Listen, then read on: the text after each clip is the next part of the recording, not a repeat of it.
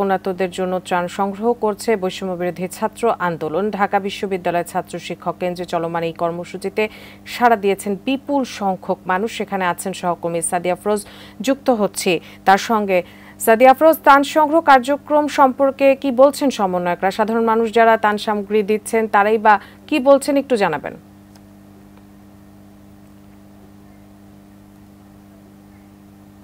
সকাল থেকে দেখছি যে এখানে বিভিন্ন ট্রাক থেকে শুরু করে ভ্যানে করে বিভিন্ন শ্রেণী পেশার মানুষ যারা তাদের চেষ্টা চালিয়ে যাচ্ছেন যে বন্যা দুর্গতদের সহায়তা করবেন, তারা ত্রাণ সহায়তা এখানে পাঠাচ্ছেন। এখানে বৈষম্য বিরোধী ছাত্র আন্দোলনের যারা সমন্বয়ক, তাদের নেতৃত্বে যারা স্বেচ্ছাসেবী রয়েছেন, তারা এই ত্রাণগুলো সংগ্রহ করছেন এবং সংগ্রহ করার পরে তারা টিএসসির ভেতরে এখানে জমা রাখছেন এবং এগুলো প্যাকেট করে করে, অর্থাৎ প্রতিটি প্যাকেটে শুকনো খাবার থেকে শুরু করে মোমবাতি এবং অন্যান্য যা যা প্রয়োজনীয় জিনিস দেয়া দরকার সেগুলো এক একটি প্যাকেজ করা হচ্ছে এবং সেগুলো প্যাকেজ করে এই যে যারা বন্যা দুর্গত, আপনি জানেন যে নোয়াখালী, কুমিল্লা, ফেনী সহ বিভিন্ন জেলা, যেহেতু 10 থেকে 12টি জেলা অন্তত আক্রান্ত, সেই জেলাগুলোতে পাঠানোর জন্য তারা চেষ্টা করছেন এবং গতকাল থেকে তারা এই কার্যক্রম শুরু করেছেন। গতকালকেই তারা ব্যাপক হারে সাড়া পেয়েছেন। এখানে যারা সমন্বয়ক রয়েছেন তারা কিছুক্ষণ আগে গণমাধ্যম কর্মীদের সাথে কথা বলার সময় জানিয়েছেন যে গতকালকেই তারা অন্তত 30 লাখ টাকার মতো অর্থ সহায়তা পেয়েছেন এবং আজকে সকাল থেকে এই কার্যক্রম শুরু হওয়ার পর থেকে বিভিন্ন শ্রেণী পেশার মানুষ তাদেরকে ত্রাণ সহায়তা পাঠাচ্ছে এবং একই সাথে অর্থ সহায়তা তাদেরকে পাঠানো হচ্ছে বিকাশ, তাদের যে বিকাশ নগদ এবং রকেট নম্বরটি রয়েছে সেখানে।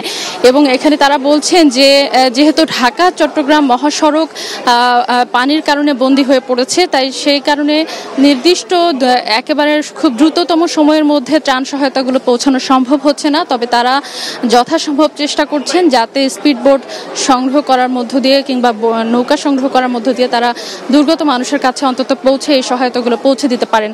তো সেই চেষ্টা করার জন্য তারা বলছেন যে দেশের যারা সামর্থ্যবান কিংবা যাদের অল্প সামর্থ্য রয়েছে তারা প্রত্যেকেই যেন তাদেরকে ত্রাণ সহায়তার এই জায়গাটিতে তাদেরকে সহায়তা করেন এবং একই সাথে তারা যাতে কোনো রকম গুজবের মধ্যে না পড়েন সে বিষয়টিও তারা গণমাধ্যম কর্মীদের মাধ্যমে জানাতে বলেছেন, যাতে কেউ গুজবের কান না দেন এবং তাদেরকে সহায়তা এগিয়ে আসেন। এবং তারা বলছেন যে যেহেতু তাদের বৈষম্য বিরোধী ছাত্র আন্দোলনের কর্মীরাই এখানে কাজ করছেন এবং একই সাথে যারা স্থানীয় তাদের সহায়তা নেওয়া হচ্ছে, তাই আসলে সহায়তা দেওয়ার ক্ষেত্রে কোনো রকম ঘাটতি নেই। এবং এই সহায়তাগুলো আপনি জানেন যে বিশেষ করে বন্যা দুর্গতদের জন্য আমরা সবসময় শুনি যে শুকনো খাবারের ব্যবস্থা রাখা হয় এবং সে জায়গা থেকেই সাধারণ মানুষ যখন সহায়তা পাঠাচ্ছেন তারা কিন্তু শুকনো খাবারই খুব বেশি পরিমাণে পাঠাচ্ছেন।